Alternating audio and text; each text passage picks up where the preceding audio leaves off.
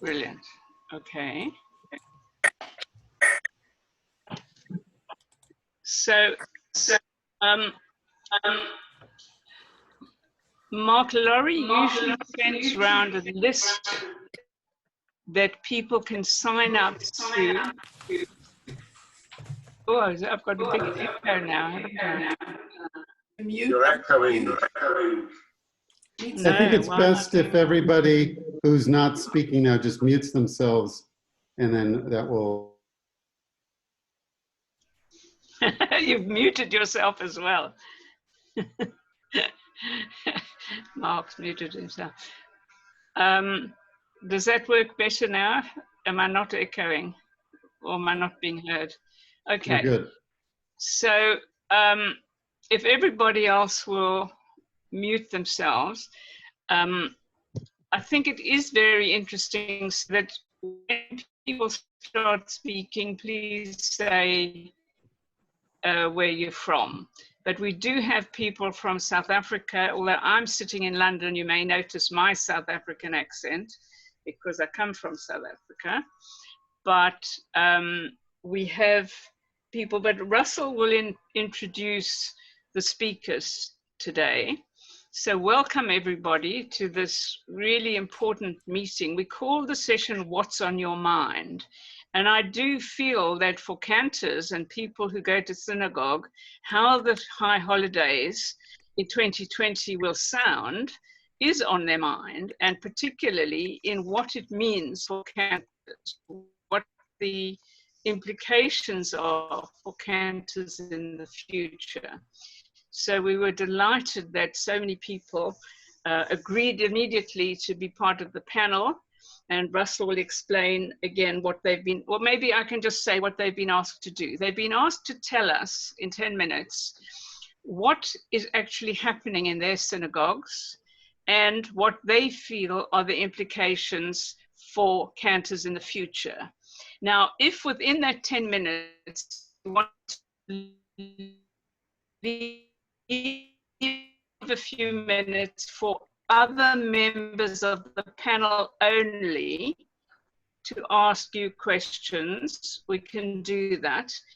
If you've spoken for your 10, which we will be monitoring all the time, and at the end, I will have looked at the chat and will ask the people who've asked questions that perhaps haven't been answered along the way to unmute themselves and ask the question directly themselves. So that's what's going to happen. And now it's my pleasure to introduce Russell Grossman. This session is curated by the European Cantors Association. Russell is a really key member of the European Cantors Association. He was the presenter of the program at the European Conference in Hanover last year. And he is very informed of everything. He studied at Jews College.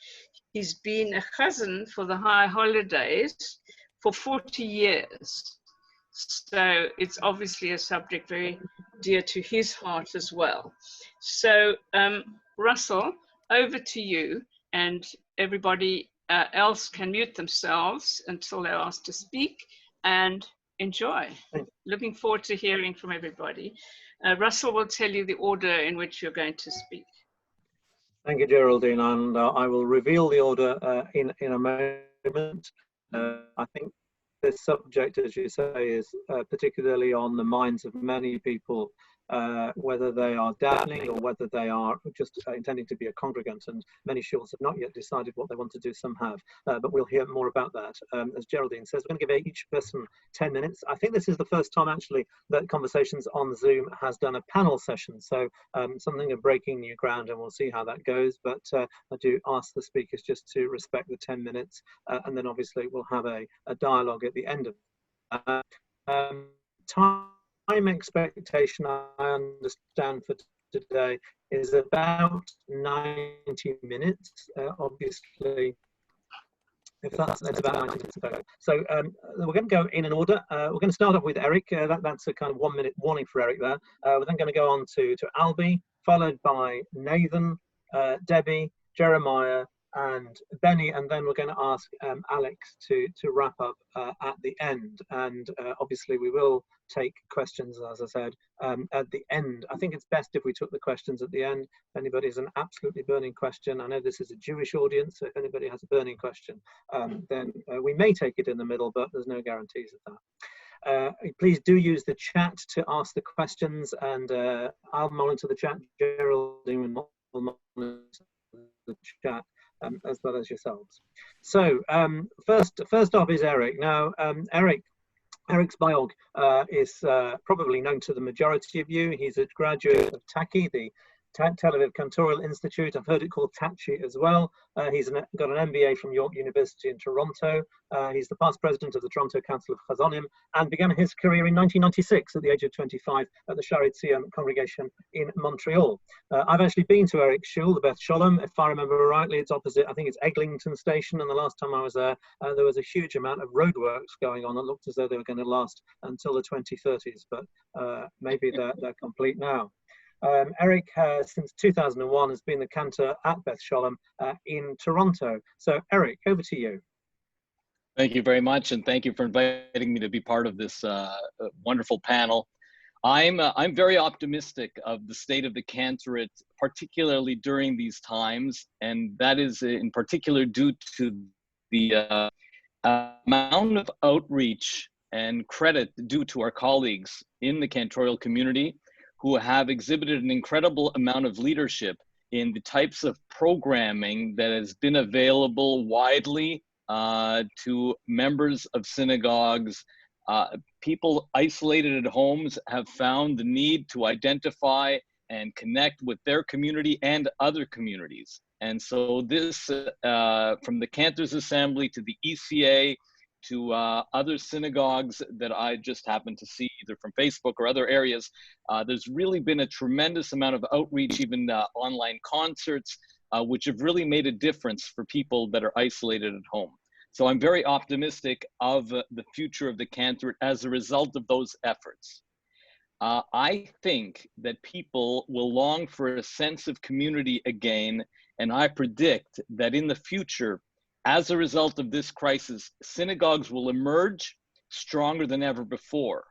However, my concern as well is a financial concern, and that is that not all synagogues will survive this crisis. There will inevitably be mergers and consolidation of synagogues, because synagogues that entered this crisis already in financial peril may not see the other side of this crisis. And that is a huge concern, of course. And we may not really fully understand the ripple effect of this for another couple of... Sorry, I've got something in my ear. The online platform of Minyanim is not acceptable to the Orthodox community as far as I understand, and I understand the reasons why. However, the success of the Zoom platform for daily Minyanim has been unbelievable in our community. We don't use Zoom for Shabbat. We use live stream only, and I'll specify the differences, and then I'll articulate what we plan on doing for the High Holidays. The Zoom platform is being used Sunday through Friday for daily Minyan, and it's incredibly successful. People can access the Minyan from anywhere, anytime, and participate, in particular when they want to say Kaddish. So it's truly been effective, and our numbers are actually greater at this time of year when Canada finally experiences beautiful weather. I can't say that synagogue attendance is usually fantastic. It is not, but Minyan attendance as a result of being available and accessible through online platforms has been really consistent, something that I've never seen before. And the second aspect of the online platform is the ability to use either Facebook Live, YouTube Live, or some other way of communicating on Shabbos. The way we justify it is that no difference in turning on the lights in the synagogue, our caretaker turns on the live stream in a sound room, and it is left on, and people then have the choice to access that from the comfort of their homes. I know that's not for everyone, I get it, but that will be the model that we look at for the High Holidays. Canada has done a remarkably good job. I give a lot of credit to our government leadership in managing the crisis. The COVID numbers have reduced significantly. We are now in phase 3 of reopening, which is a very, good place for us to be. And that means that the maximum attendance at events, I think currently is 50, but for religious institutions, there's they made an exception, they made an exemption in that 30% capacity of your building can be occupied. So in a sanctuary that occupies 810 seats, that means that we could have roughly 240 people in the building. The synagogue does not feel ready to take on that risk. Having said that, for the High Holidays, we are polling the membership to find out how many want to be in shul. Obviously, in addition to that, normally we would have in 2 different banquet halls that are in the building, we would have parallel minyanim. So ultimately, we would normally have 3,000 people in the synagogue. That's not possible this year, but we are looking at having at least 1 live minyan, hopefully with 200 people in attendance, with the balance of the membership watching via live stream. It will not be pre-recorded content. I know some synagogues have talked about doing pre-recorded content that will be edited and broadcast. We will not be doing that. We will be doing live content on the spot. We have talked about having 2 shifts, again, depending on demand.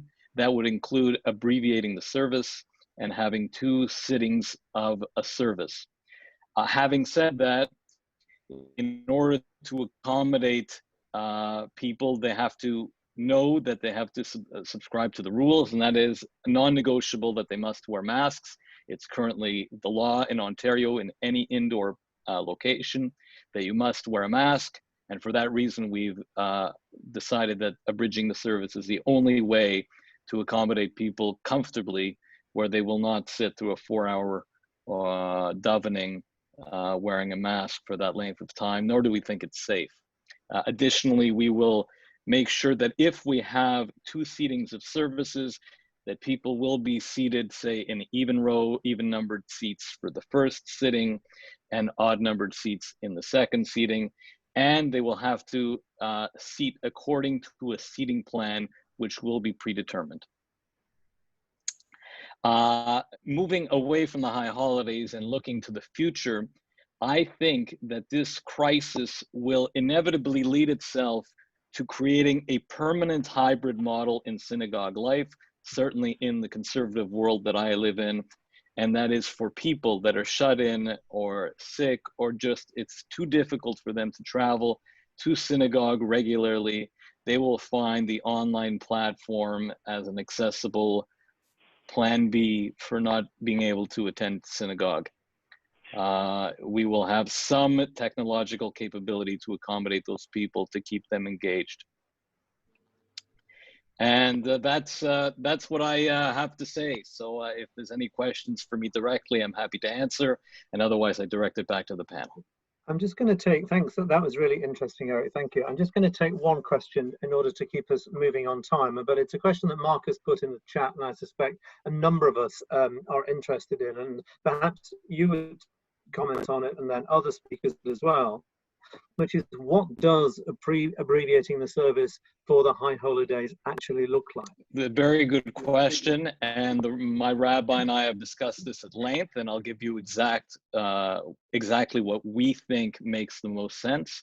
The idea of hitting the most impactful, not necessarily the most halachically important moments of the service, but the most impactful moments of the service would be the highlights. So that means daven Psukei Zimra and Shachrit on your own, arrive at shul for Ein Kamocha, start punctually on time. You must, have social distancing in the parking lot or wherever you're coming in from, coming into the building, pre-registered. Your name would have to be on a list. You come in, you're seated, you can't stagger in. The service has to start with everybody there. Ein kamocha, full Torah reading. We likely would not do the Haftorah. We will return the Sefer. On second day, we would blow the shofar, obviously. And then highlights of Musaf. It would not be a full Musaf, would be likely a vote, Unetana Tokef, Kedusha, Aleinu, other musical highlights therein, highlights from Malchuyot, Zichronot, and Shofarot, Hayom Te'amtzenu, Ritzei till the end, and final blasts, Kaddish Shalem, etc. Oh, that's great, thank you. When you said a vote, I thought that you would put it to the congregation as to what it was that they wanted, but I realised you were talking about ovos, what we call in the United Kingdom ovos. I got it. Correct. I'll add one other radical idea, which I did throw out on the table to my leadership. We actually took a survey of the congregation. A little over 50% really liked the idea, but it was not a strong enough number to justify going through the really outside the box thinking that it required. And that was to rent drive-in theater for Kol Nidre, where people would arrive in their cars, Kol Nidre experience. We did contemplate that seriously, but that has been discarded. Great, thank you, Eric. Thanks very much for that. So we're going to move on to Albie. Albie Chait was born in 1986 in Liverpool, which he describes as the home of real music. He was educated in the art of cantorial music by his father, Cantor Henry Chait, who was at Allerton Shul, I remember very clearly. They moved to UHC, Albie moved to UHC Leeds in 2006, aged just 19. He's become one of the very few full-time cantors in the UK and became the rabbi and senior minister of UHC, which is the United Hebrew Congregation in Leeds, in 2014. And to your point, incidentally, Eric, about Zoom minyanim during the week, Albie, I think you're up to 126 morning minyan? So something like this. Thank you so much. Thank you so much, everybody, for having me as part of this amazing panel this evening. And it's been a pleasure to hear so far. Eric Moses so far. I'm so much looking forward to hearing what everybody has to say. Judaism together is just a wonderful thing, to share ideas and to share experiences and to share visions for the High Holydays and for the Cantors as a whole. It's an absolute pleasure and honor to be here this evening. Really begin by saying that thank you so much for the introduction, Russell. My name is Albie Chait. Albie is short for Albert, but Albert sounds like I'm 75 and in an old age home, or 85. Albie sounds a bit cooler, I think, and so I adopted the name Albie instead of Albert. I live in Leeds. I'm the cantor and, of course, senior minister of the UHC in Leeds. We have a membership of about 1,000 families, so one of the large congregations in the UK, one of the largest congregations in the UK, and it's an absolute honour and privilege to be the cantor of our synagogue. We have a full male choir consisting of about 22 members, so it's very traditional in its application of our services, but we put a very modern twist on our services themselves. I actually agree with Eric Moses, Cantor Eric Moses, that I call you Eric, if that's okay. I think that this crisis, this pandemic, has been an unbelievable eye-opener to Judaism in general, to the abilities and the place of the chazan inside the wider world. I think, and Russell was commenting, we're on something like 126, 127 days, or something like this, of having Shacharis every morning, and we do Friday nights as well. It's been an unbelievable thing. The uptake has been absolutely incredible. A lot of people say lots of different things about how many people they really get on Shabbat, or how many people they like to tell people they get on Shabbat. I'll tell you straight as it is, we probably get anywhere from 10 to 15, maybe 15 to 20 on a good morning inside the shul. That's just the reality. And on Shabbat, anywhere from 100 to 200 people. That's just depends what's going on. A really big simcha, absolutely, we could get a little bit more than that. But that's the reality of the numbers in our synagogue. The irony is, on any given morning on Facebook Live, we are getting anywhere from 500 up to 1,500 people viewing our Shachrit service. It's been absolutely unbelievable. I like to think people are not sitting in their pajamas, lying in bed watching. I like to think they're in their talis and tefillin, standing in their living room, davening properly. But ultimately, the uptake has been incredible. People have said that they've never experienced a morning service. Men, women, children, whatever it is. I've had people send me pictures of their kids watching on screen, just engaging with the Shema or listening to the brachot or listening to the Amidah itself.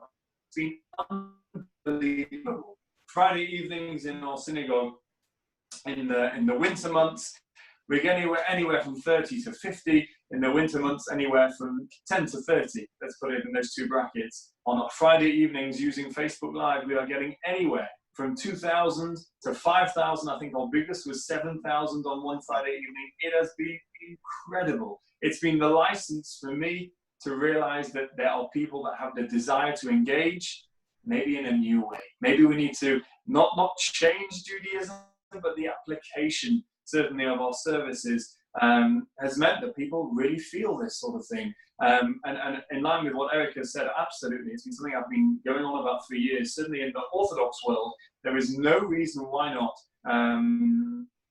that we can have streamed live Friday night services until the point of Shabbat at the end of the Chaludi. So it's absolutely in keeping with traditional Orthodox Judaism, and there's no reason why on any given morning. Perhaps I think when we get back to some sort of normality, I think I will stream maybe just a Monday and a Thursday the ability to engage with the Torah service. I think every single day would be a bit too much, but to give people the feeling that they can listen to the weekly laning on a Thursday morning, I think this is here to stay. In fact, we have engaged in a program that no matter what happens with the reopening of the synagogue, we have online services for Friday evenings, certainly all the way up till the clocks change in England, which is about around October time, end of October time. So this is here to stay, and it's here for the future.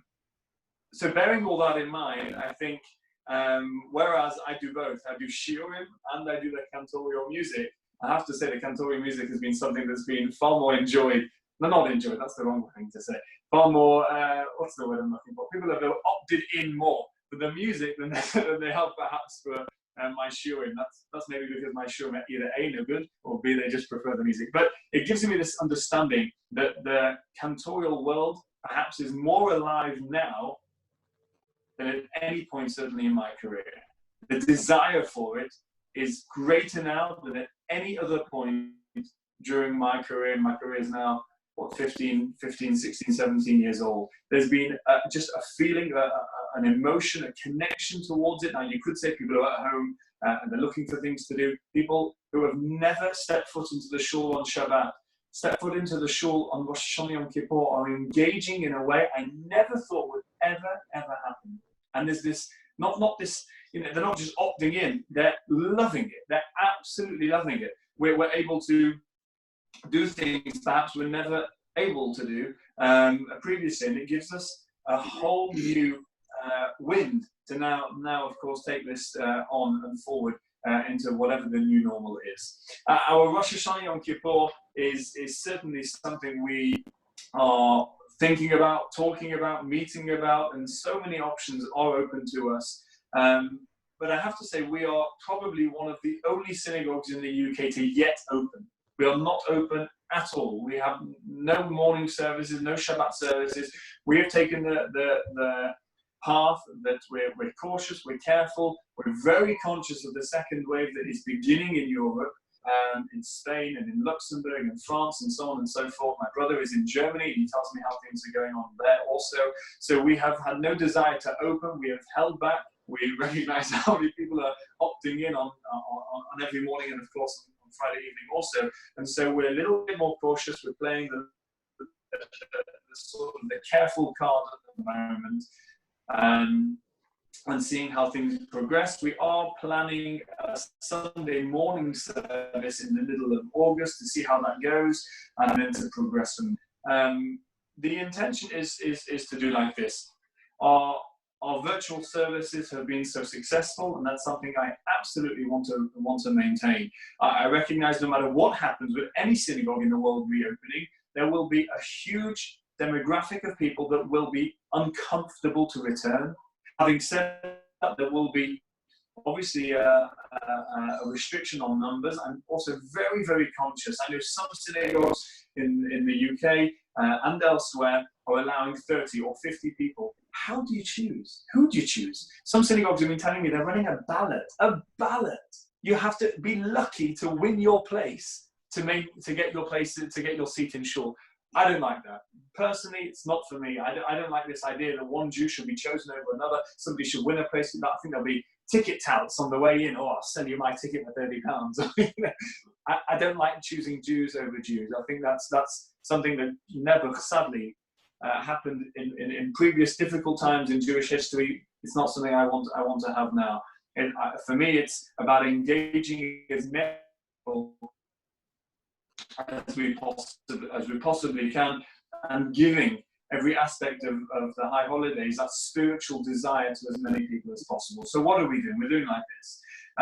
Rosh Hashanah is Shabbat and Sunday. So Friday evening, we're going to be having I call it a highlight service. It's going to be the highlights of Rosh Hashanah Friday evening before Yom Tov begins, an hour and a half before. We're going to have a string quartet and a piano, something very different that you would expect for an Orthodox synagogue.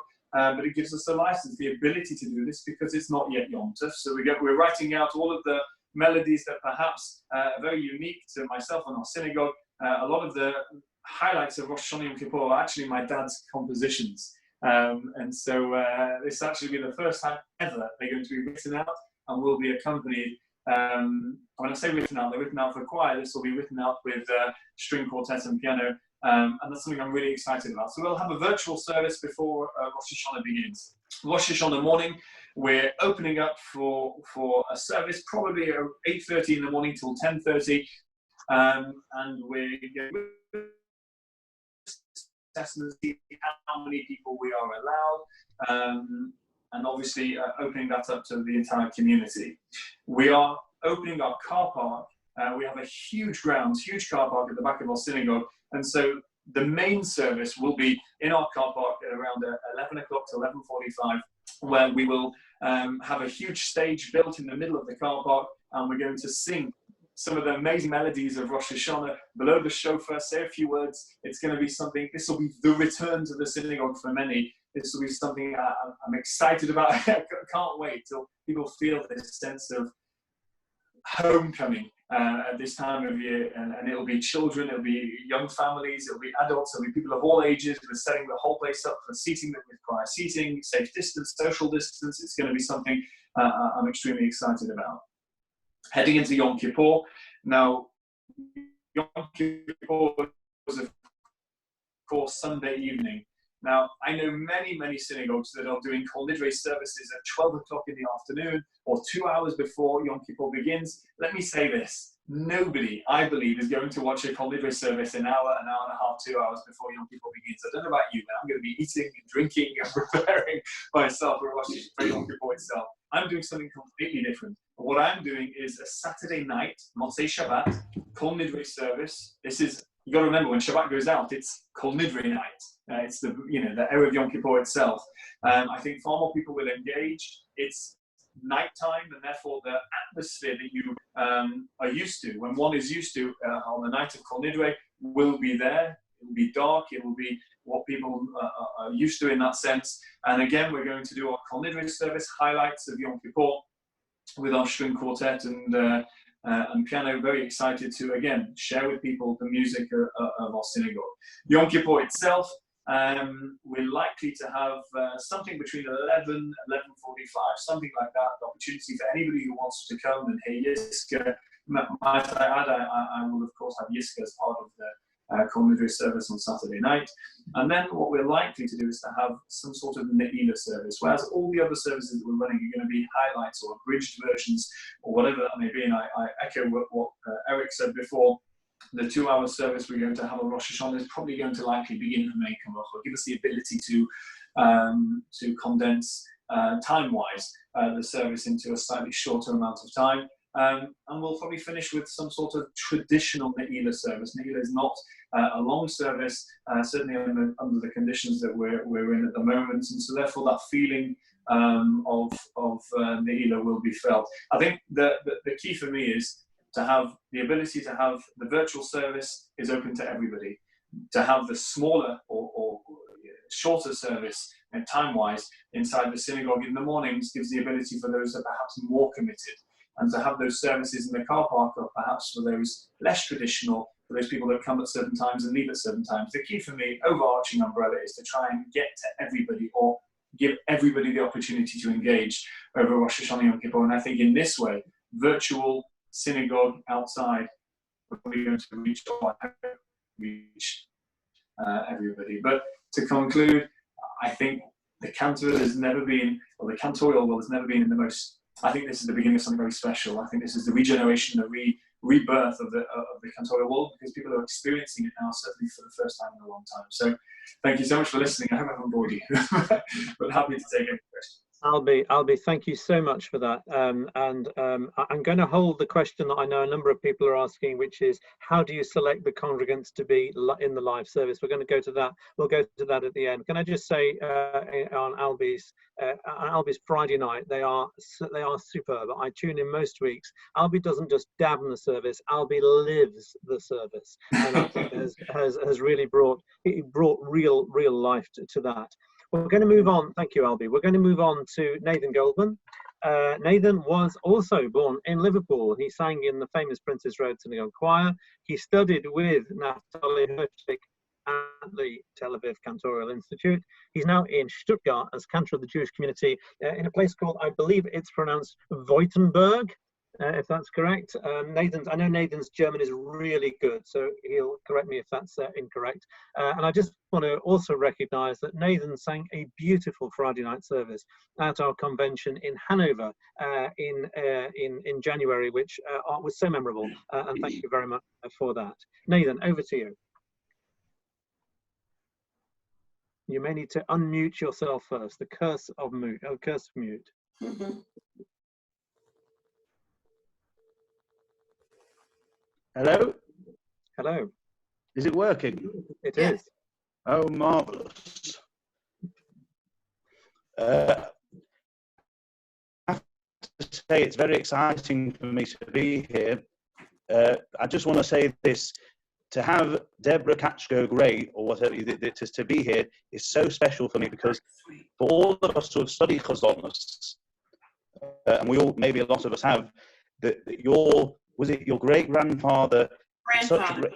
Your grandfather, Adol Katcher, was such an influence to all of us. He really is. It's so special that you're here to see us and to see you. It's very special. Thank you. I just want to say a quick thing about my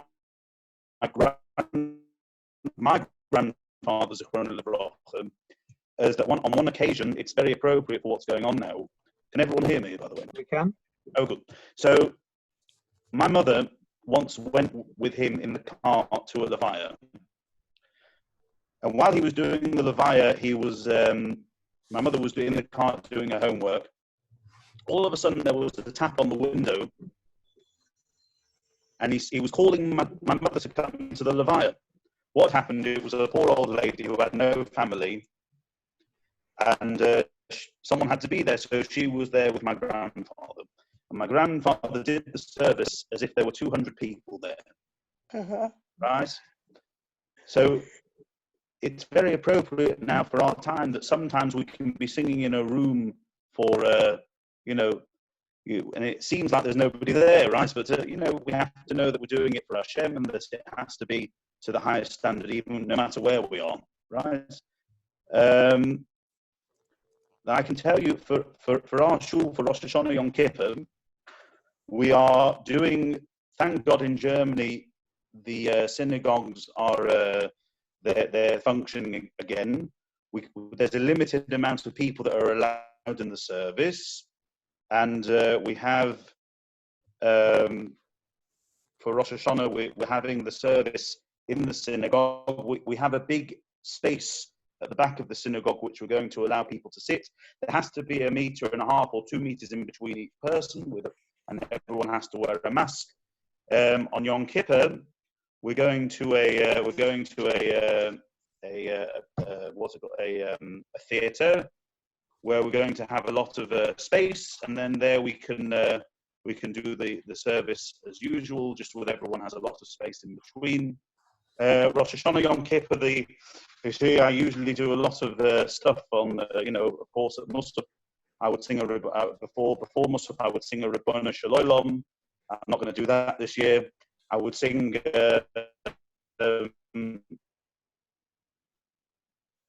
Malach, actually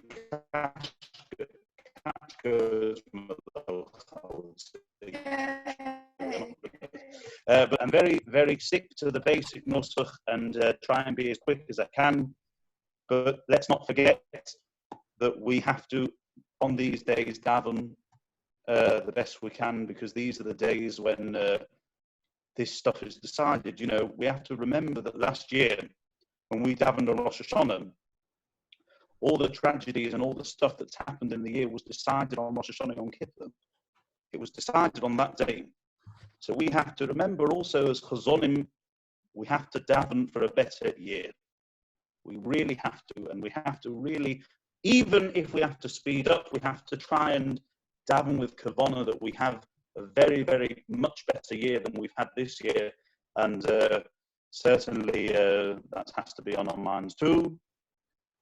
And that's all I can say, really. If anyone has any questions, I'm happy to answer them. And Nathan, just a quick question from me. Are you starting on Rosh Hashanah from Shochenad, from Hamelech, or from Ein Kavod, or what? It's not 100% decided. I think we're definitely going to miss out for Sukkot Zimra. That's for sure, because we're doing that on Shabbos anyway. We're not saying Sukkot Zimra. Probably that's what we're going to do. Anyway, the first day is going to be shorter because there's no shofar, but more or less we're just going to miss out Sukkot Zimra, I think. We haven't quite discussed it fully yet. And another question, which I think is on many people's lips, which is relating to the shofar. So, of course, are you going to put a mask on the shofar, or what? How's that going to work? I beg your pardon. You're going to put a mask on the shofar? What? You're going to put a mask on the shofar because obviously the reason why people are using masks is they don't blow out their own exhale into the shul. How will that work? Has anybody given a thought to that? We've got to sing from. We have to sing from the mask. Yeah. We have to sing from the mask. Luckily, actually, the chazan does not have to wear a mask in the shul. He doesn't have to wear a mask, so I'm very lucky in that. The only unlucky thing is that I can't have my choir this year. We can't sing in the shul with my choir, which it makes it a lot more, really down to basics. But I've always said that the chazan has to have basic nusach. Not everything has to be a piece. Now, a great example of that, if you look in, of course, Katchko is a great example of that, and also Be'er Ba'al Tefillah is a very good example of that. I'm sure you've all heard it. Be'er Ba'al Tefillah is very poshut nusach, and it's very great, and it's very simple. So even before the Corona crisis, I was trying to make my davening as simple as possible, as beautiful as possible, and as close to the nusach as possible. If you look in shuls around the world now, people say, "Oh, yeah, we all know the nusach. We all know the nusach." How many people know the Kaddish for Mincha? There's a nusach. There's a special nusach for Kaddish for Mincha on Rosh Hashanah. How many people know it? How many people know the Kaddish after Kriyas Torah on Rosh Hashanah Yom Kippur? There's a special nusach for it.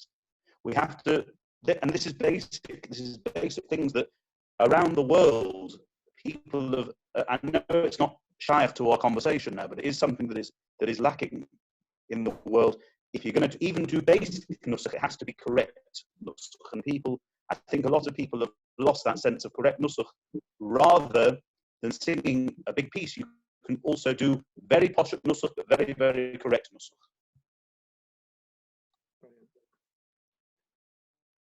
Thank you, Nathan. I think your voice is ahead of your picture, so I was just checking your gesticulation there, but I think your voice is ahead of your picture. Thank you very much indeed for that, Nathan. Thank you. Pleasure.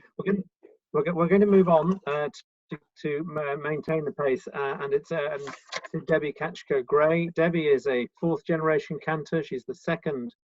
I think it says here the second to serve a conservative synagogue. I think that should be the second woman to serve a conservative synagogue.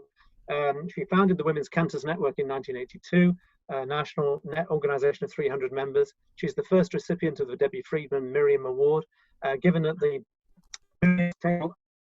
annual Women's Seder event in April. That is actually supposed to be a women's only event, but I will say I did eavesdrop on that this year because she's good. Her musical Shabbos programs with the Shir Shalom Adult Choir, Shir Shalom Talented Teens and Guest Artists are very popular in the community. Debbie, it is a pleasure to be able to see you virtually and to listen to you. Thank you so much. I unmuted myself. Can you hear me? We can. Great.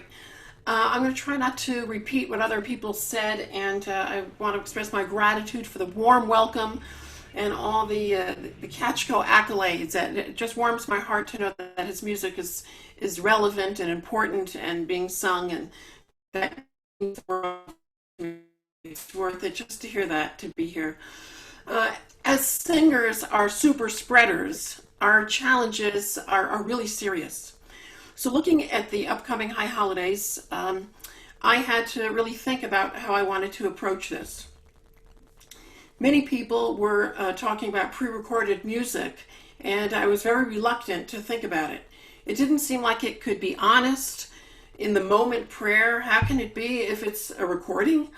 But after speaking to a very good recording studio near me, who's worked with the likes of Paul Simon and Diana Ross, he convinced me that the quality of the sound by pre-filming and pre-recording will eliminate the 5,000 possible glitches that can happen with a live recording, live stream from several locations. I will have my pianist, a wonderful reed artist, saxophone, flute, clarinet, and a cellist. I've decided to keep all the music familiar, no changes, and obviously things will have to be shortened. I feel that the congregation has experienced a lot of frustration with COVID and people being shut down, and I want to give people as much a sense of normalcy and peace and tradition. I really believe that pikuach nefesh, the preservation of life, has to be something that overrides our own tradition and perhaps even religious law this year. If it's not safe to sing in a sanctuary with even a few people, perhaps this year it's okay to have music pre-recorded and filmed. The positive side in me sees that we can use these recordings for assisted living and hospitals, temple website sharing for shut-ins, and I'm wondering if any Orthodox see this as a possibility with using instruments before Yontiv and recording before Yontiv, and then perhaps sharing a few of those pre-recorded videos during services. Obviously, I'm going to miss singing with my choir, but there's just no way, excuse me, to do it safely. And there are video recording services that will bring your choir together, and it's very expensive and wonderful, but I don't want to use my resources for that this year. Our synagogue is going to do something a little interesting on Rosh Hashanah. They're going to do a drive-by shofar blowing event where the first day and second day is a Reform synagogue. People will drive up to the synagogue. The rabbi will be blowing the shofar. I might be there with a guitar singing a few songs. They'll be given apples and honey, and people will be able to give the food for the food drive that they normally bring during the High Holidays for a food pantry. We do a major food drive. One thing I decided to do this year because it's so unsettling is our community to study the Machzor during the month of Elul. I thought this would be a really good year to focus on the prayers, since I wouldn't be able to be davening in the exact same way that I've been used to for 41 years since I'm 19 in college. I thought I really should try and challenge myself. Of course, I cherish these high holidays because I get to sing my grandfather's music of blessed memory, and whether pre-recorded or live, I know that with his masterful word painting and nusach-based compositions, it'll be very meaningful. I've learned a lot by looking at some of the Facebook groups of what Cantors are doing all over the world. Some people pre-filming, people lighting candles, and they'll show a video of that. For Yisker, pre-recorded messages and stories from congregants of their Jewish journeys. There's so many ways to make these online services even more meaningful. And as it's been said before, even our attendance has doubled. I mean, not so much like Albie's, but our attendance has literally doubled for all Shabbat services. And that tells me that people appreciate this. I've also been doing all my bar mitzvah lessons by live stream or through the phone. And it's unbelievable how convenient it is for the parents. And I don't mind doing extra lessons because it's no big deal for me. I'm still home. So I think this is a way of the future of making things a little more home-based, convenient. I do see the hybrid as the way of the future. I'd also like to say the Zoom Shiva Minyan services have been incredibly powerful. I've done memorial services where people can check in from all over the world, where normally you might have 50 or 100 people in a sanctuary. Now you can have hundreds and relatives and friends from everywhere. Their faces are there. It's very moving. It's very personable. And so I do see this as a special time where we can adapt and change. I'd like to close with a prayer for pandemic. If anyone is interested in a copy, I find this very moving. It's non-denominational. May we, who are merely inconvenienced, remember those whose lives are at stake. May we, who have no risk factors, remember those most vulnerable. May we, who have the luxury of working from home, remember those who must choose between preserving their health or making their rent.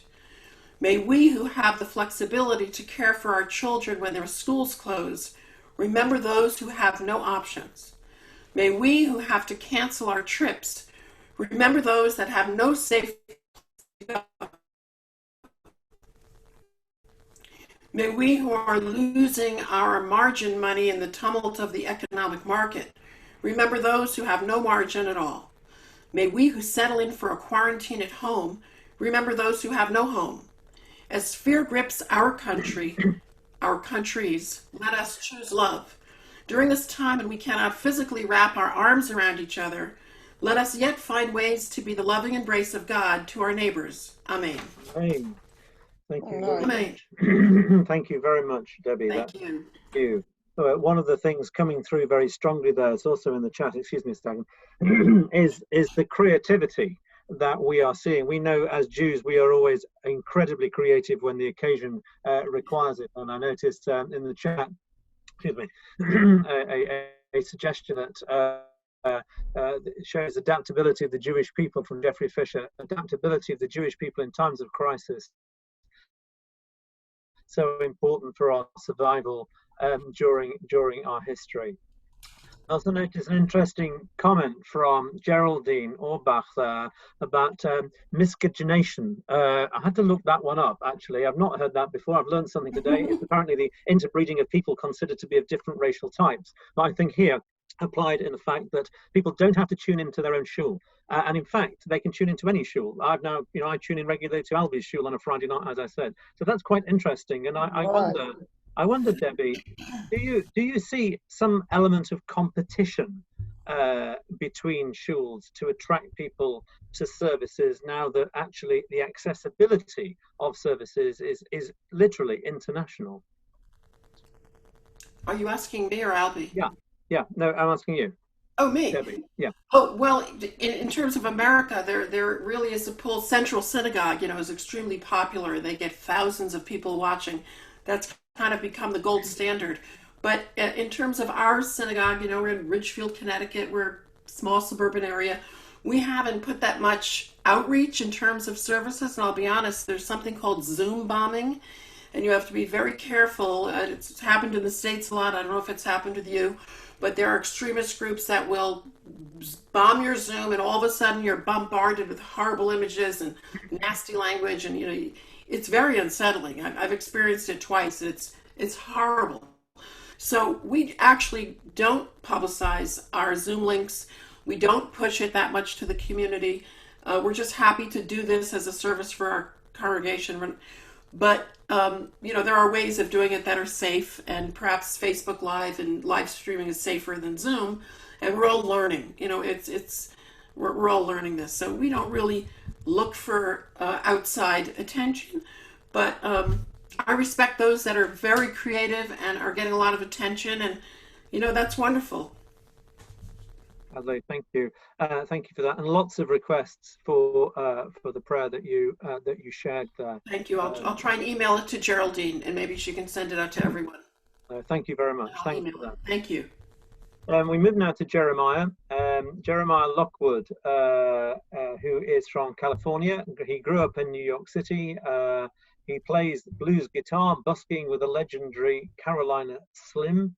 I'm not sure if he did that as a PhD student or whether he is a PhD student, but what we definitely know is that he also sang in a shul choir led by his grandfather, a renowned cantor. Today he's frontman and composer for the Sway Machinery, a band that builds on both of these influences, transcending the boundaries of genre and tradition. As a doctoral student, here's the answer to that. As a doctoral student, he is working with the new young Hasidic cantors like the Lemmers and researching how cantorial music has been transmitted over time and how it has evolved. Jeremiah, over to you. Well, thank you so much, Russell. And I would just like to start by articulating what I think everyone is feeling. Deborah Katchko-Gray, thank you so much for the beautiful words that you just spoke that I think focus on the ethical and soul-engaged component of our work, and which is, I think, at the core, right? I mean, oftentimes talking with cantors, we are focusing on the practicalities of the business of music making, right? It is a mechanical skill and something that one learns to do, and there's a rich culture of cantors talking to others and to themselves, but it's important also to remember that cantors are speaking to the world and speaking for the world, and are articulating for the Jewish people what they can be and what they desire to be. So thank you so much for that. That was really beautiful. And hear you speak about your grandfather, whose music we all love. That's also incredibly important to remember the legacy. I also from a cantorial family, not as famed as Deborah's, but another was a great cantor named Jacob Konigsberg, who made some records and was throughout the 20th century. And I had the privilege to sing in his choir and to learn from him. I hesitate to call myself a cantor, right? I'm not a graduate of one of the training programs. I'm a scholar about Jewish music and a musician. My work as a creative artist engages the era cantorial records. That's kind of my focus. The quote goal of davening represented by some of that period. In terms of my work in the synagogue, I have a close relationship with a rabbi named Dan Ain, who I worked with in Brooklyn. I'm from New York, and for 7-8 years we were leading High Holydays together in non-synagogue spaces, so like in music venues, mostly theaters. And these events had a kind of a kiruv quality, I would say. They were geared towards people who wouldn't necessarily be going to a synagogue otherwise, and as such, heavily on a lot of English language speaking, a conversational quality. But the music, well, it's interesting because my music is very experimental, so to speak. It engages with other genres of music. Russell mentioned my background in blues, and I have other areas that I've worked in as a musician as well, and I bring those kinds of sounds into my arrangements of nusach and classic cantorial teachers, and that seems to work for some people, right? I mean, it's not something that would necessarily be at home in the mainstream synagogue, but I've found that it can have a place in ritual contexts, which is interesting to me because that was not necessarily my first about what to do with my work with Jewish music. It was mostly a concert format, something I was playing in nightclubs and music venues, not in the synagogue. So, but this is something I've been doing for a while now, right?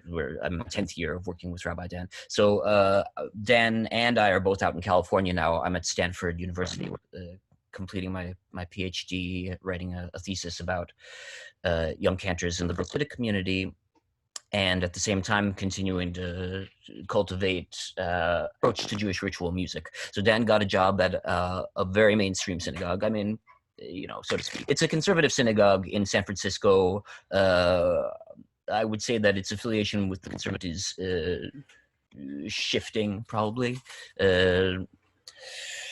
And that's reflected in the music. So I've been running a music program there where once a month we have a Friday night that we call Listen Friday Night. And the idea of this event is I'm bringing in artists from different genres to perform a concert, and followed by marketing that I lead. And the goal is to help connect people who love music, don't necessarily have a concept of Jewish music as a listening art form, reconfigure the way they think about what Jewish ritual music can house.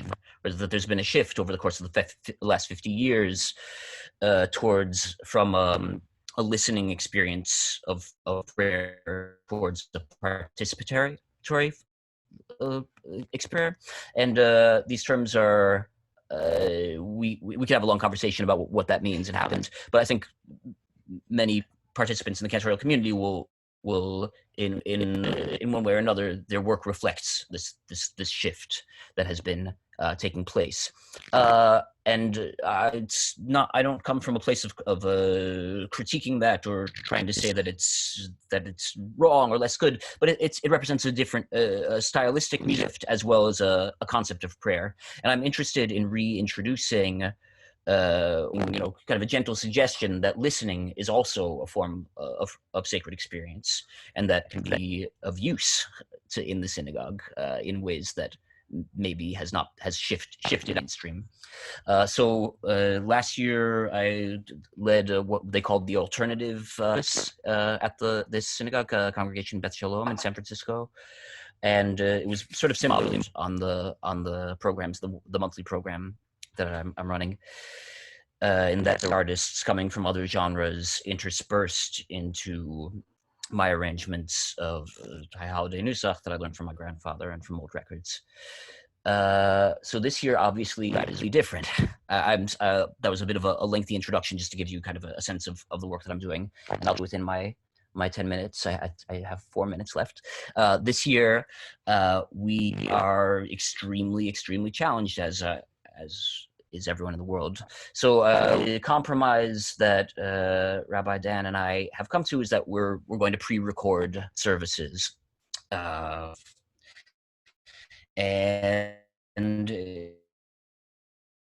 it's very sad as a face-to-face encounter, and we won't be able to have that.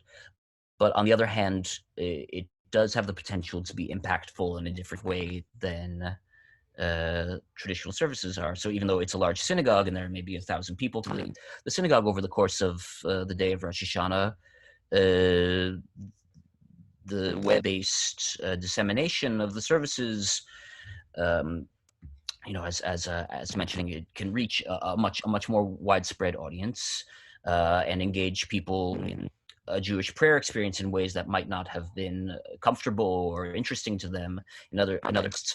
So how that is going to play out into the future, what will these kind of colonizations of different Jewish communities that we're seeing, or more kind of a mass movement of Jews who are not necessarily synagogue goers and interested in Jewish content through online platforms, I think that there's potential for that to be something that moving forward that will be fecund for cantors and for rabbis and for people in the Jewish arts.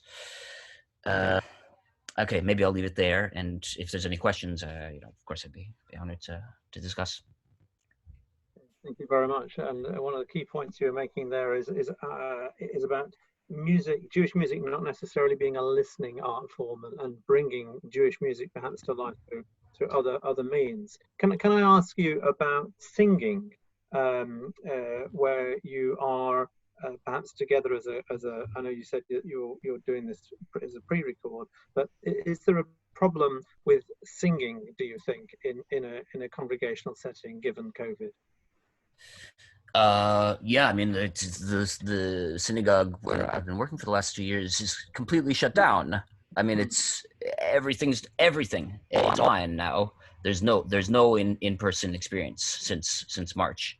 So yeah, I mean, we were talking about a lot of different strategies for how to do the High Holidays and and still maintain an in-person. And California is in a surge right now. I don't think it would be talking about the Pikuach HaNefesh. I mean, it would not be a reasonable undertaking, and it's unclear from a legal perspective. It's also unclear whether or not we would be allowed to do so. So yes, singing is tragically one of the main culprits. I mean, in the music industry, on Cantors and the synagogue is utterly decimated. I mean, most of my friends are professional musicians, and their livelihood in the industry is at the moment. So it's a very, very, very hard moment. Okay. And it's thank you very much. So last of this run is Cantor Benny. Cantor Benny probably needs very little introduction, but I will give him one. He was born in Liverpool. We've established that. Already. He had his early schooling in the Netherlands and Joburg. At the age of 9, his musical talents were discovered by world-renowned cantor Johnny Look of memory. At 8, he of course was taken from us just far too early. At age 16, he returned to England, where he was invited to lead High Holyday services at Brighton and Hove Synagogue. Would that be Middle Street, Benny? I honestly don't remember.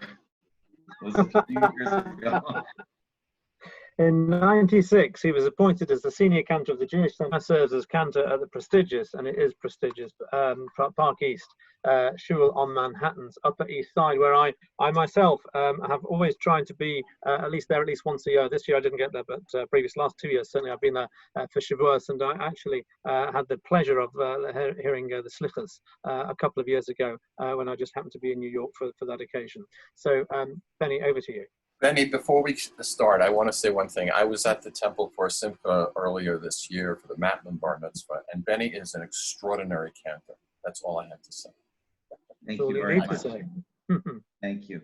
So first, I just wanted to thank the ECA for putting this together, Geraldine, Russell, Alex. Especially, I want to call out Alex because we spoke before about Zoom and the impact.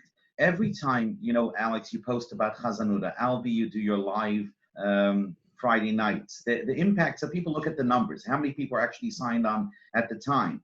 But we know that anything that's on social media stays up there for weeks, months. It has an eternal lifetime almost. And so people get to enjoy it, and the impact is great. And I say this to you, Alex, because there's a lot of people that mourn the death or premature death of Chazanut. And every time you post from different cantors, it just, for me personally, inspires. And I know so many people love the idea of listening to cantors from yesteryear and current cantor. Less practical, though I'll do that in a couple of minutes. And I want to talk about the human toll of what I see has happened with the virus. I live on the Upper East Side of Manhattan. Our community, if I use the word devastated, I don't think that would adequately describe what we have been through. We have members of the synagogue that have lost more than one person in their family. I attended a funeral this Sunday of somebody who was the third in their family to pass away in as many months. And when I talk about devastation, it's not only people that have had the virus, it's the financial impact that people have felt. We have people who were our largest donors on our board have filed for bankruptcy. Not many, but a few. Others have struggles in paying rent. Others are moving out of the city. In our day school, we have almost 50 children whose parents are moving out of Manhattan to suburbia or to Florida or other places. And I say all this because we speak, and I heard the presentations that talk about the power and the idea of doing things on Zoom, and how if we cannot meet in person, we obviously have different avenues. But I would argue that let's not forget the impact of being in shul. When I imagine standing in shul, I always look up at what does it say on the top of the Aron Kodesh? Da lifnei mi ata omed. And the very best Zoom presentation, and there are amazing ones. Albi, I give you so much credit, and so many other Chazanim are doing things on Zoom and YouTube. And we are too, by the way. But the very best presentation cannot, in my opinion, come close to standing in shul, to the feeling of seeing your friends, to being engaged in prayer, to being moved. And one of the biggest challenges I personally have with Zoom tefillot, while it's true, and I look at your Shacharit service, Alvin, I see how many people are joining for Shacharit. I'm like, what? This is unbelievable. Park East on Upper East Side, we get 25 people. If we're lucky, you're dealing with hundreds of people. So you're engaging at a level that's unprecedented. But at the same time, someone can be walking out of the bathtub, coming out of the shower, and listening to Shema Kolenu. Or, Kol Hashem Yechol Alayelos. It's very, very hard to marry those two. And so, yes, while I agree that from an Orthodox perspective, we have managed in our shul to do outreach that perhaps we haven't done before, I just want to make sure that I get across the point that's important to me is that nothing can replace being in shul. So that's point number one. Point number two is, I want to talk about the anxiety that I sense people feel. You see, New York today, we're in the best, I would argue, most likely the best position in the country. There were times when we were recording 800, 900 deaths per day. The vast majority of them happening in our neighborhoods, in our zip codes in Manhattan. And for the last week or two, we've recorded either 0 or close to 0. Things are definitely better in this wave. So there's no doubt that if you look only at the numbers and the metrics, we're in a much better place. But I look at what's happening on a morning service and on Shabbat that we've now restarted, where we're getting 20 or 30 people. And what I see as I look at the audience is I see people that are anxious. They're anxious if I'm leading services and suddenly I'm clearing my throat or I have a cough. They're anxious if I take my mask off because I need to breathe because I feel like I'm choking. They're anxious about the person sitting next to them if they sneeze. And my point about anxiety is that it's very hard to maintain a meaningful service when the person next to you is unsure that what they're doing is safe. So for us in New York, we have entered into stage 4. We have a sanctuary with 950 seats. We could easily fill it with 400 or 500 people for Rosh Hashanah Yom Kippur. But the feedback that we're getting from people is that they are scared. And in my opinion, people that are scared cannot daven well.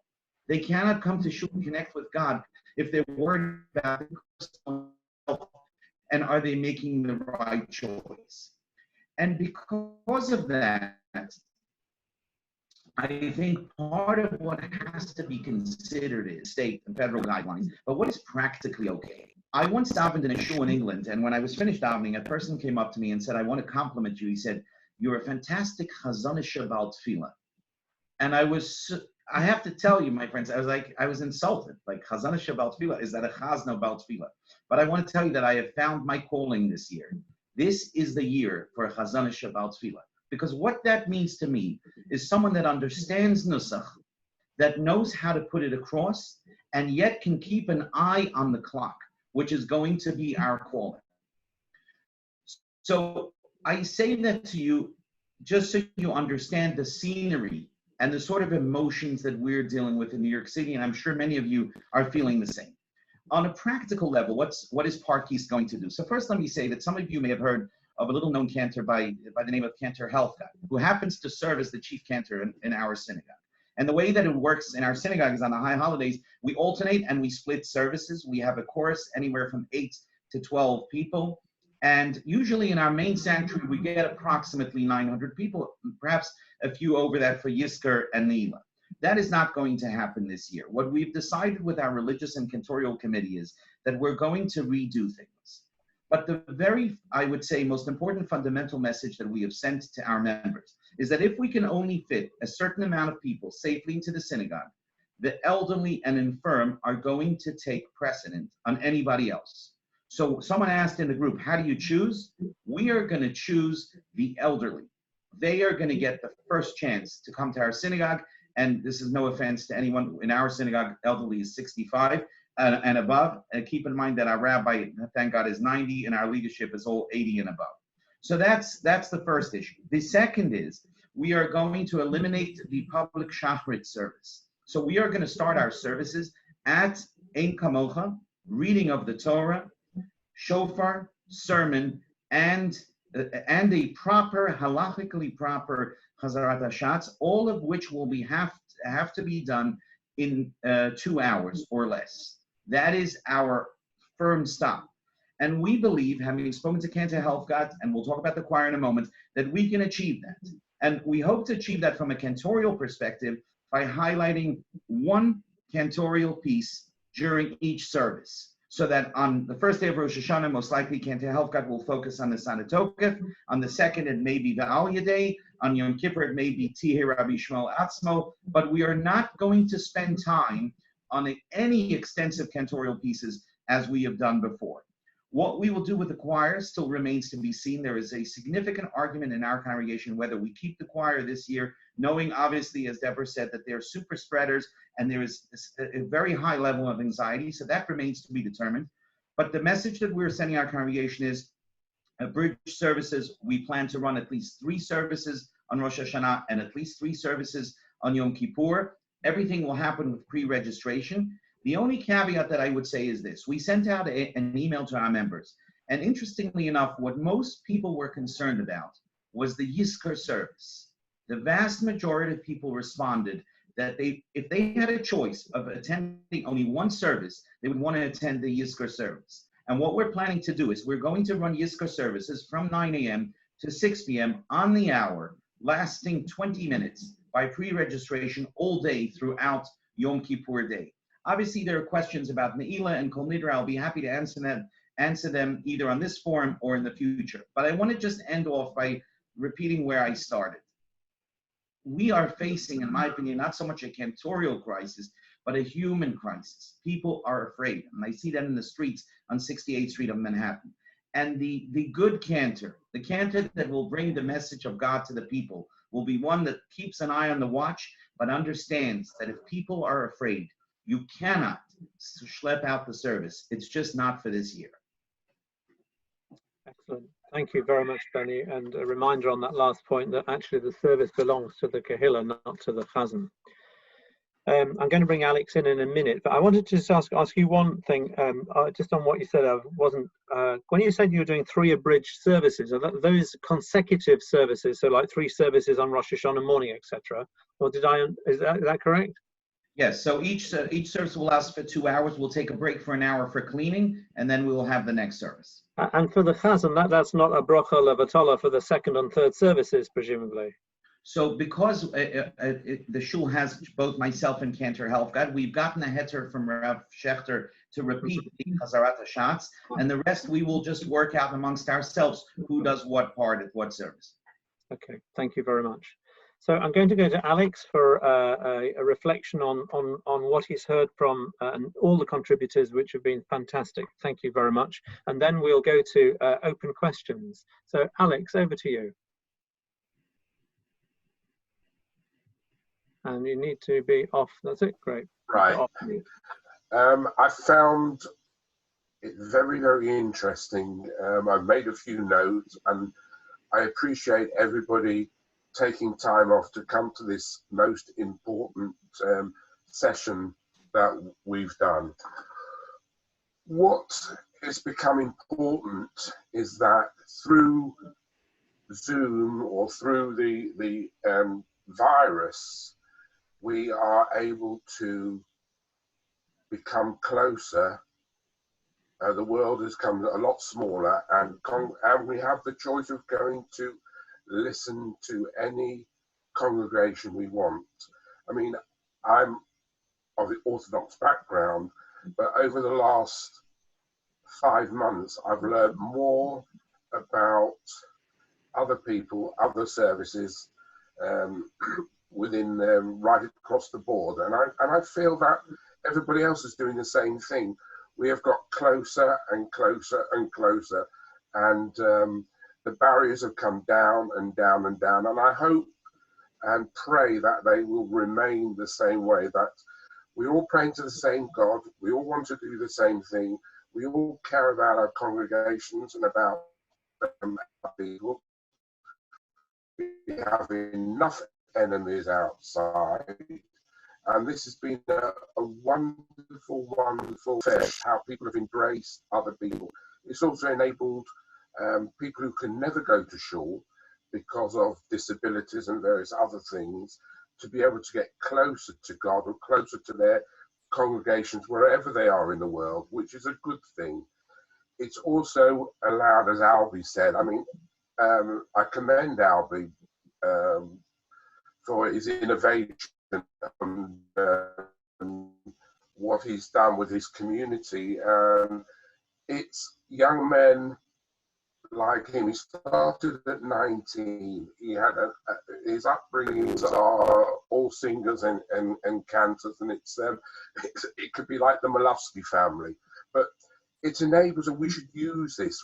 What I've gained from this, every service that before Shabbat, Kabbalat Shabbat, Kol Nidre service, and other services that is halakhically acceptable to have musical instruments for sing-alongs and everything, should continue to do so, and it would embrace more people and make things a lot better for people. So I've learned that, and I think it's something that we could have done many, many, many years ago, and we've been forced to do it now, and it's been successful. So please God, long may it continue.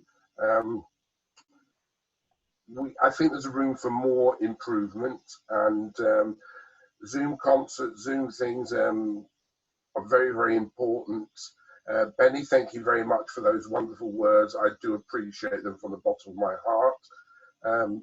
To meet people, like-minded people, and if I can give pleasure through what I do on Facebook and online, that means so much to me. And if anybody wants me to do anything for them or act as a go-between to bring congregations together or cantors together, please drop me a line, send me an email, and I'll be only too pleased to try and do these things. Thank you so much for everything. Russell, thank you very much for the meeting and curating it as the right word.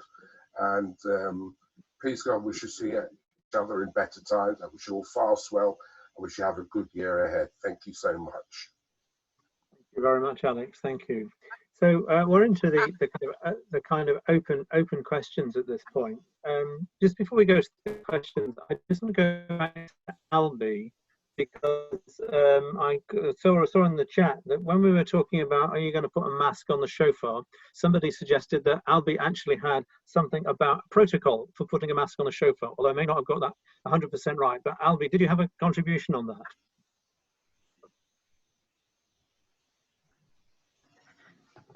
Just really wanted to share maybe from the UK perspective. First of all, it's been an absolute privilege to listen to everybody here this evening.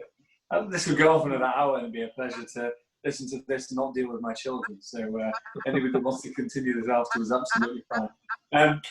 We had a meeting with the Chief Rabbi last week regarding practice and protocols for Rosh Hashanah, and specifically the blowing of the shofar. Now, I'm getting a bit of feedback. Yeah, just a little bit. If anybody is not speaking, could they mute? Now, the blowing of the shofar, of course, doesn't begin on Rosh Hashanah. And so this is a very real situation, because for many shuls that are open now, this takes place just a couple of weeks from now. You know, the difference between blowing once and blowing 100 times is no different. The plan in the United Synagogue and the UHC of the UK is to blow the shofar outside at the end of the Shacharis service. So when the normal Shacharis service begins, I think the practice is to be confirmed, but the likelihood is, as everybody's leaving, they'll congregate in the car park, and the shofar will be blown. In terms of Rosh Hashanah itself, it's something that the head of the Beth Din Geli said to me himself that they're dealing with at the moment. It's not so straightforward to say that the shofar will be blown in the main indoor sanctuary on Rosh Hashanah, certainly in United Synagogue and UHCs. It's to be developed. There was a session with Professor Chris Whitty, who is the Chief Medical Officer for the UK, and this is being developed as we speak. Whether it's done in some sort of plastic cage or whatever, that is to be thought about. But it is a very real issue. We spoke about choirs being super spreaders. The shofar is the super of super spreaders, and this is a real issue. I don't know about you guys, but you can smell the shofar in shul on the end of Rosh Hashanah. You can smell it, and so it's a real problem. But listen, as time goes on, as things change, it is likelihood certainly outside will be fine. Whether in the UK it's okay, inside, time will certainly tell. That's one of the reasons why the Chief Rabbi has called for all synagogues to have some sort of service outside to give everyone the ability to hear the shofar. Thank you very much. Thank you. Can I ask another question, Russell? Yes, of course you can. With services being limited to 50 or 60 participants per service, and most of the membership in shuls 400-500 families, 600,000 plus, how are shuls going to cope with this? Are they going to have multiple services going on within distances in a complex where it's possible, outside services and indoor services? How are the panelists going to deal with these things within their synagogues or within the United Synagogue in the UK? Because I know in our shul there's going to be 2 parallel services of a maximum of 60 people per service, and I think we have a membership of about 650, 700. So it's a question that people have been asking. What is safe, what is allowed, and how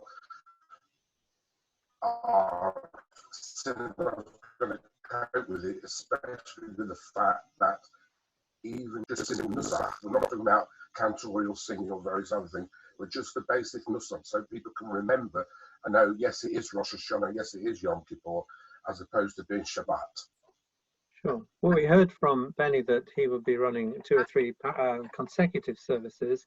Eric, I'm not sure I heard from you how you would be addressing any sort of consecutive services.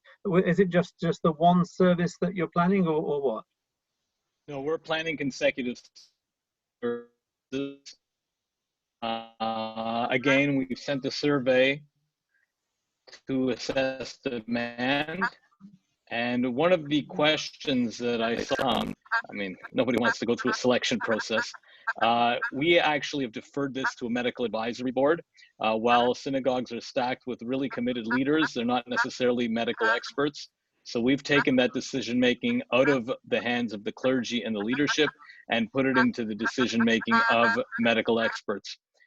Those medical experts have advised us to discourage anyone over the age of 65 from attending. So that simplifies things right away. If they want to come, everybody will have to sign a waiver to protect the synagogue, their liability and their exposure. Look, just because the provincial regulations currently in Ontario say that you can have 30% capacity in the building, a building that has capacity for 3,000 people means theoretically you could stagger 1,000 people in the building, but it would be completely foolhardy and irresponsible of us to do that. So we're very aware to that there has to be a reasonable limit on what we can control. I want to add one other caveat because we've spoken about the shofar blowings, and I did add it in the chat.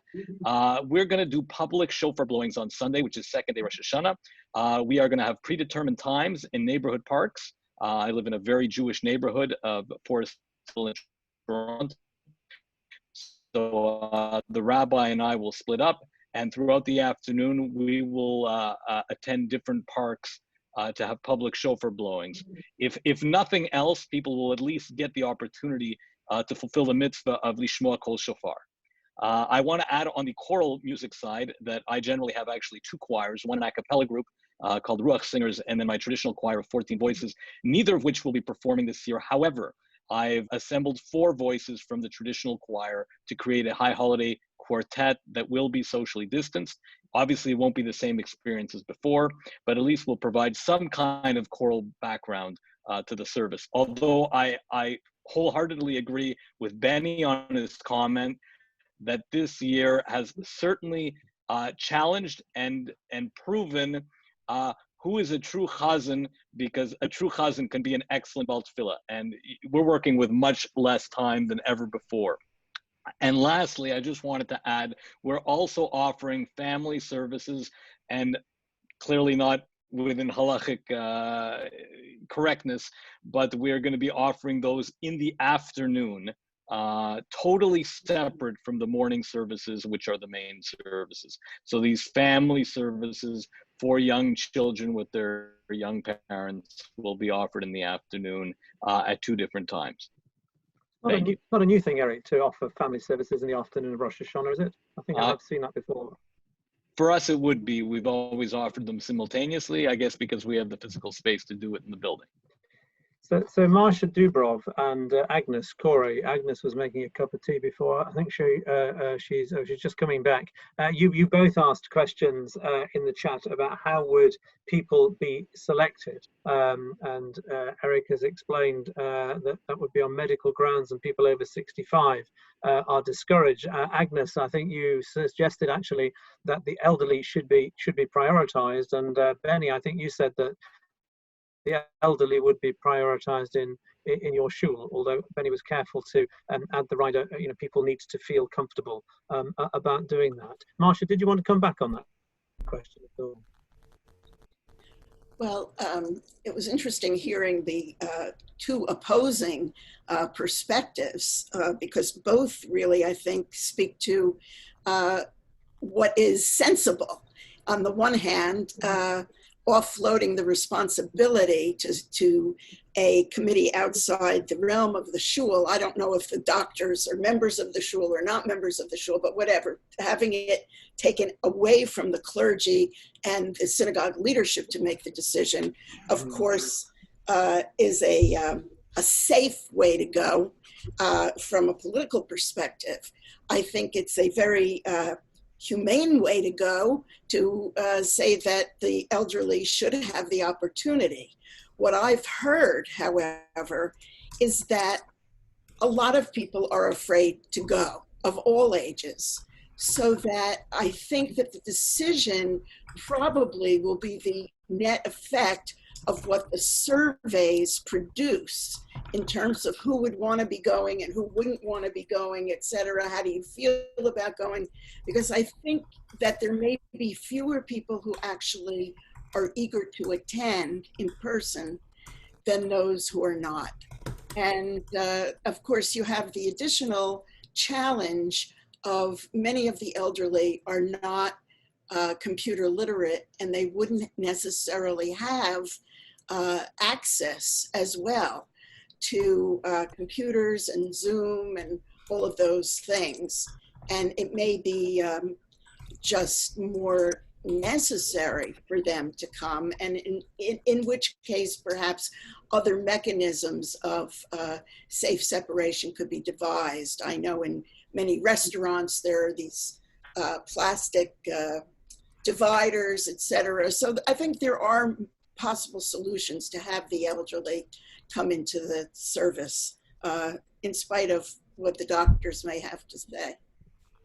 Okay, no, thank you very much. I've seen a few shuls, my own shul, has erected what is generally known in the Kahila as a plastic contraption in order to keep the people coming up for an aliyah from Mirza Balkari.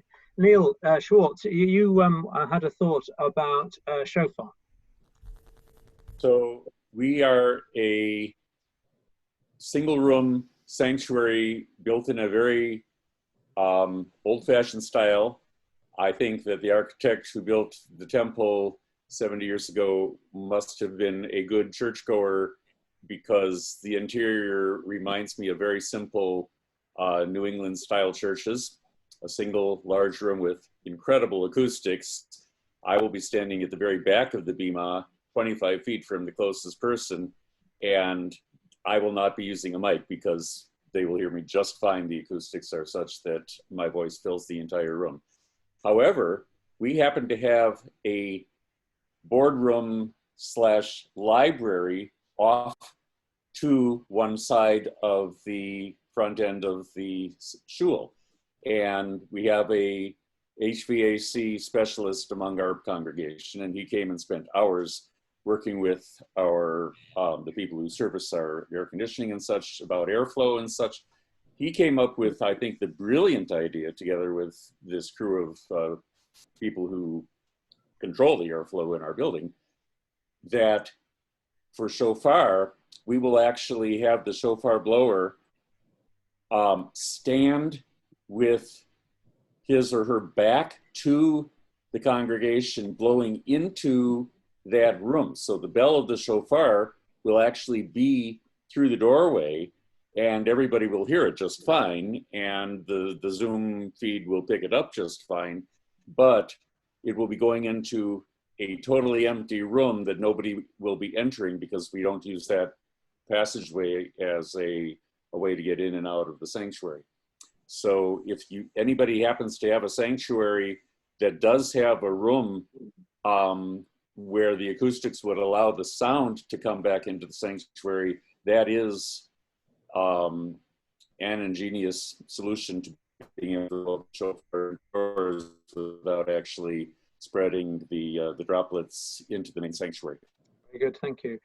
Just to note on time, I said we'd probably go for about 90 minutes. I think we've still got a bit to go yet, but just to recognize that if anybody did need to drop off, to just say at this point, thank you for engaging with us. And I'm not sure if our participants are all able to stay on for probably 15, maybe 20 minutes more, but anybody that needs to go, I just wanted to publicly recognize your contribution at this point. Albin needs to go and do his Zoom info. Yeah, I just say need to thank go you as so well. much. Absolutely incredible. And thank you, Jared. Thank you. Thank you for having me. No, thank you. Come again, as they say. Come again. Please, God bless you all, and Happy New Year if I don't see you soon. Thank you. I'm going to. Thanks so much. And you, Jeremiah. Thank you, Jeremiah. Thank you. So, Debbie, I know you put a comment on about, this is an interesting one to me, about elderly most vulnerable and world discouraging them. But the bit that's interesting to me is what you put at the end. I will most likely not be on the bimmer if there is a larger group. I am not comfortable singing in a closed space, and singing in a closed space is discouraged. And one of the things actually that we haven't discussed is, we've discussed how the congregation feels, but actually how does the cantor feel?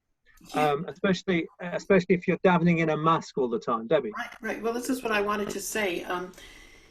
You know, the idea of singers being a super spreader, that's one aspect, but also, you know, if you're over the age of 60 and you have any tendency to get asthma at all, you know, I am not interested in getting even a mild case of this. So I've been extremely careful since March, and I do not want to be in a sanctuary with other people. I don't want we're going to tell people not to sing, which is sad. They can't be congregational singing, so how can there be any kind of singing in a closed space? My husband's a physician, and he's part of this group of physicians that are advising, but I also read on Facebook of the synagogues that are grappling with this, and Cantors in particular, and rabbis. It's a real problem, and I think that our senior population, the elderly, are the most vulnerable, and we want to keep them away as much as possible from anyone who, you know, might be asymptomatic. I really feel before there's a vaccine, we have to be super careful.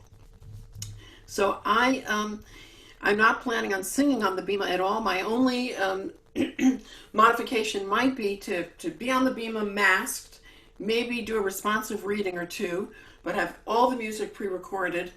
I just feel like I should physically be there as a presence, but I'm not comfortable being in a closed room with all those people. I've been, super careful, and I think we need to, especially if we're seeing this virus, the wave coming and going. We may all have to rethink these things and not have any kind of group gatherings. It would be terrible if, pikuach nefesh, to save a life, we need to put aside the glory and the we know the beauty of the High Holidays. There is some ego involved. We want to be there for people. We want to bring them this beautiful music, but at what cost? And I think this year we just have to really completely rethink it and take the safest possible route. So, thank you. Anybody else want to make a comment about singing? May I say one thing? Yes, no. Oh, it's Nathan. Hello, yes. Yeah. Hello, I'm sorry to bother everyone. I just want to say one quick thing, is that if there is one plus this year, many people will disagree with me, but I'll say it because it's what I feel. There is one plus, is that I have people in my congregation who, when they sing together with me, they sing usually a key off or a key above. Okay? So you have someone that's singing, you're singing beautifully, and it's a great opportunity actually to sing stuff you've never sang before, because people don't have to sing with you. Yeah, it's a big plus this year. Very good, very good. Thank you. Just singing in a mask, has anybody, I've got a question actually that I promised I'd put from Johnny Turgle, Cantor Johnny Turgle, a number of you will know, at Stenmore and Cannons Park in North London. He asks, has anybody found a good mask to sing in, one that doesn't stifle and that you could sing in for 2 or 3 hours? A shield. The shield is the best. Stephen Saxon says no. Stephen? Unmuted. The plastic shield I wear to go out shopping. I'm a COVID conservative, just like Debbie and some others. But imagine yourself singing in front of a solid curved surface. It all comes back to you. And even just speaking, I mean, I'm wearing an N99 mask plus a gaiter plus the shield, COVID conservative. Okay. I lift the shield when I have to speak anything above a whisper because it's just too loud. So, and the other thing is that a shield does nothing for airflow. It just redirects slightly downward. There was a study in Germany where some people wore masks and some people wore shields. The people who wore shields were not protected. They caught COVID. And the people who wore masks were protected. So a shield is not a good option for me. Respectfully to Nathan, I'm sorry. In Germany, luckily, the Chazan or the Rov does not have to wear, or the Chazan doesn't have to wear a mask. Luckily, in Germany, that's not the case. So we can breathe a little bit. I think in Europe, the Cantor, the Chazan, stands in front of the Oren Kodesh, where in some other countries they daven from the bimah, which maybe if they daven from the front of the shul instead of from the bimah like they usually do, they will be able to sing, and it's less likely if they're going into the Oren Kodesh towards that way that people would catch something. So it may be safer to do that with a mask off at the front, which people have been looking at, rather than actually daven from the bimah. I believe that some places are just going to lane from the bimah and daven from the front of the shul, and as a permanent thing until the virus is over, which then separates, and put a plastic shield around the bimah to be able to do that. The same person who's got Hag or Galil or whatever it is will be the same one person, all from the same family, which again limits the possibility of virus being contracted. But I thought there may be an opportunity with the special microphones that are kosher, like they use in the Hamptons, like Nathaniel Hersey uses at the Hamptons, and they also do recordings, that maybe there is a halakhic way, which some people might not have looked into, of recording the services direct to people through the same way as they would do Zoom, but not breaking anything halakhic. There must be a way of doing it, because if you can use a microphone which is halakhically acceptable or kosher for Shabbat and for Yom Tov, should be able to record that way for a larger audience. That's what my thought. I don't know if anybody's looked into it. I suspect that the idea of the Orthodox practice being able to agree on that in the next 2 months is probably close to zero. Although obviously you make an interesting point, Alex. I don't hear any takers about my question about has anybody found a suitable mask to daven in. So I presume that no one has. Although there's probably Rachel, have you found a suitable mask? Well, I don't know that I've found a suitable mask, but I've heard that there is a mask designed for singers. Some Broadway singers designed a mask. It's no more effective than a regular cloth mask, because all that it is a cloth mask with some extra framework around your face that kind of looks like a duck bill. Yeah, exactly. The one that Debbie is talking about in the chat. It's the one for opera singers. So again, as far as I know, this doesn't do anything that a cloth mask doesn't. But if you're looking for airflow, it also, I looked on the website where they're offering it, and it's a 3-layer mask except for 2 little patches on the side where there's only 2 layers, to see if you can like suck a little more air in through that. So it gives you room, but it doesn't give you any extra protection. Got you. Debbie, do you know what the one for opera singers looking like a duck is called? Asking for a friend, of course. Yeah, I haven't physically found it, but my son let me borrow I guess it's an N90 or whatever that's used for surgery, and it's very tight here, but it has a little more space here. And I think that's probably a better possibility. Also, people talk about, plexiglass screens, but according to all the studies of the aerosol possibility from singing, unless you're in a closed, sealed box, practically, it's not safe. A screen, it's going to go over. It's going to go to the side. We're just living in weird times. I think it's a false sense of security. Probably a mask is the best thing, and I think you have to take breaks to get air because you can get lightheaded. Okay. We're going to go for another 5 minutes, but Rachel, I was going to ask you another question, because you actually put a question about when Debbie mentioned about Zoom bombing.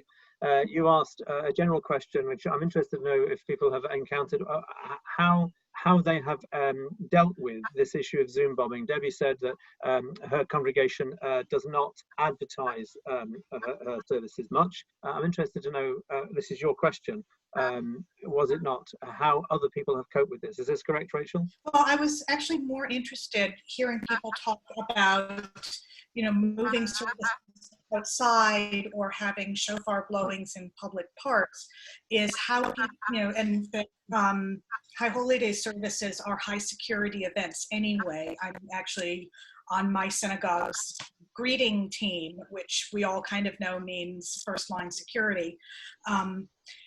And so I'm just kind of wondering, and this is something that my shul has been talking about also, is if you move a service, a Shabbat service or a High Holiday service out into the parking lot, you're suddenly in the open and you're kind of vulnerable.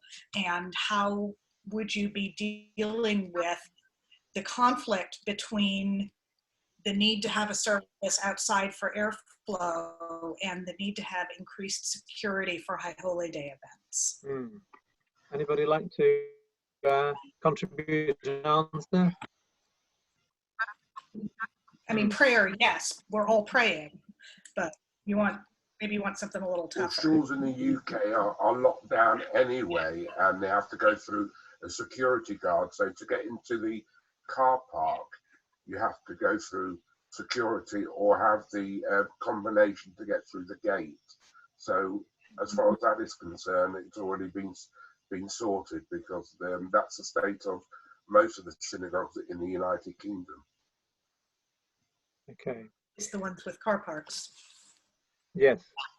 Right. We've got a chance for one open question. If anybody wants to indicate a question, I can't see you all together. Neil Schwartz is saying something. About security, please. Neil. We're in the Deep South, so we're extremely concerned about that, although our neighbors are wonderful.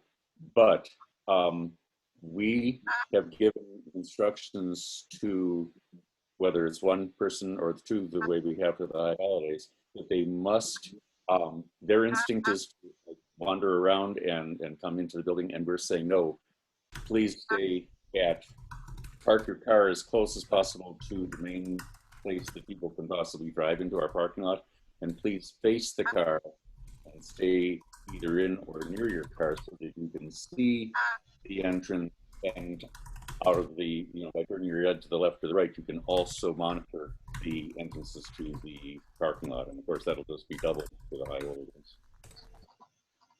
Thank you. I wonder if the person that's just typing on the keyboard could just mute for a second. So we've come to I think a logical conclusion. I'm going to ask Geraldine in a second just to say a final word, but I just wanted to note the quality as well as the quantity of the discussion today, which I think has been really, really interesting. And thank you very much for all your contributions. Geraldine, over to you for a final word. Thank you. Well, thank you first to you, Russell, who managed this conversation so wonderfully. It's so important, and what we've learned is that people are approaching it really seriously from different points of view and coming to different conclusions. And I think that this Rosh Hashanah will be a watershed, because, what happens will be something that will continue to happen, as many of you have said. So that's really fantastic. What I'd like to say is thank you all for being with us. If you're not already a member of the forum, please go to Humanities Commons and join the forum. We have upward, last time I looked, there were over 70 members, but that's the easiest way for us to communicate with you and tell you what's going on next. So please, Martha looks after the website at Humanities Commons, who will help you if there's a problem, but it should be quite straightforward. Join, and there we publish the next COZ meetings. We also record, and you can listen to this again on Humanities Commons on our cloud. Martha, is there anything you'd like to say about joining and about the forum? Just I posted the link again in the chat, and also the link to the where you find the recordings. And if you want to, so once you're a member of the group, you can also share documents, or Deborah, if you want to share the prayer there in the group, so you can use this the forum, the discussion board of the forum.